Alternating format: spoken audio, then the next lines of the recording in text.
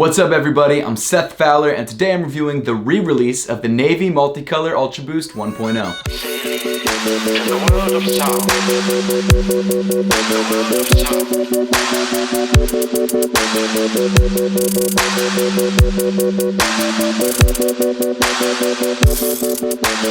Thanks so much for tuning in today. Whether you've been with the channel for a long time or this is your very first video, I really appreciate you being here. If you haven't already, make sure to hit that subscribe button down below and also give me a follow on Instagram and on Twitter at @RealSethFowler. But with all of that out of the way, let's jump right into the sneaker itself.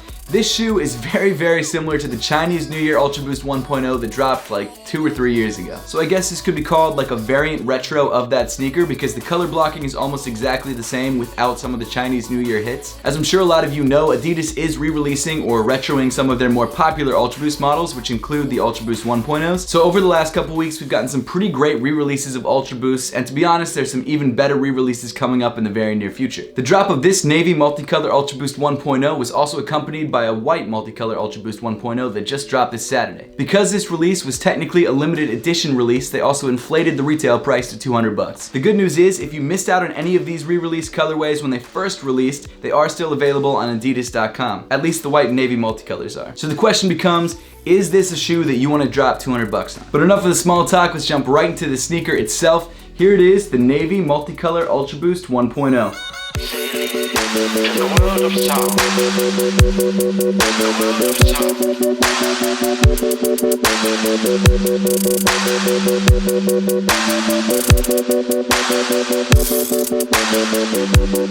So jumping right into the upper of the sneaker itself, you get to the namesake of this particular colorway, this multicolor accent. Unlike a lot of Nike sneakers where the entire upper of the shoe is multicolor, the Multicolor Ultra Boost 1.0s always only had a little accent which was multicolor. In the beginning, Adidas definitely kept this detail pretty subtle, at least as subtle as it can be for a multicolor hit. In the case of the 1.0s, the multicolor hit wraps around where the mudguard of the sneaker would be. As you continue up the toe, you get to that coveted Ultra Boost 1.0 prime knit pattern. The entire upper of the shoe, except for this multicolor hit and the red sock liner, comes in this one solid color of navy. So unlike most Ultra Boost 1.0s that usually have some different colors woven in around the rest of the upper of the shoe, this one just comes in a solid navy. Also, as I'm sure is the case with a lot of you guys, the 1.0 prime knit pattern is by far my favorite. It's got this nice ventilation hole pattern on the toe, it's really soft, really stretchy. It's just a classic. As you continue up the shoe, you get to these flat matching navy laces. The laces themselves weave through this matching navy midfoot cage, which has this nice sort of satin finish to it. As you continue up on the tongue, you get to this detail, which can only be found on Ultra Boost 1.0s, which is this mesh detail. In the center of the mesh tongue, you've got this 3M Adidas logo. Moving inside the shoe, as I mentioned before, you've got this bright red sock liner. That detail, of course, is taken from the Chinese New Year Ultra Boost 1.0, which also had a red tag on the tongue. Like I said, this time around, they're just releasing it as a multicolor version of the shoe and not the Chinese New Year version, but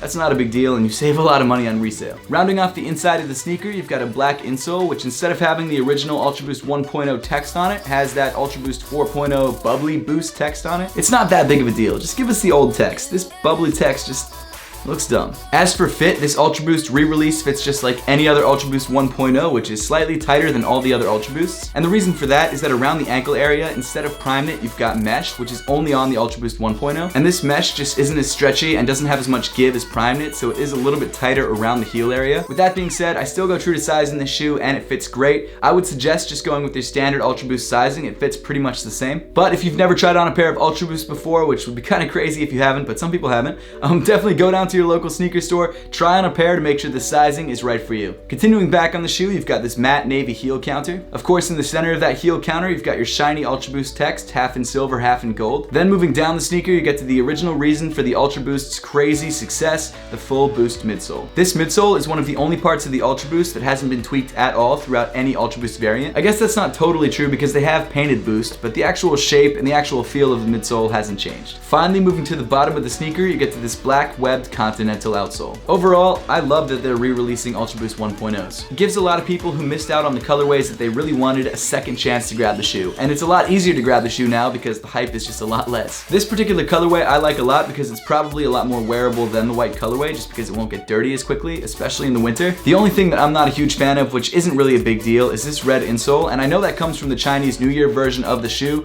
but it still looks a little bit odd to me. It still looks a little bit off, but again, when you wear the shoe, you won't really see it. Like I said, said, the shoe is available now at places like Adidas.com for $200. And if this is a colorway that you really want, or you missed out on the Chinese New Year colorway, I don't think this is a bad way to go. But that's pretty much all of my thoughts on this sneaker. Now I would love to know your thoughts on the Navy Multicolor Ultra Boost 1.0 and whether you're planning to grab a pair for yourself. So make sure to leave those comments in the comment section down below. And as always, thank you so much for watching. Please make sure to give this video a thumbs up if you liked it. Subscribe down below if you haven't yet, and I'll see you all in the next one.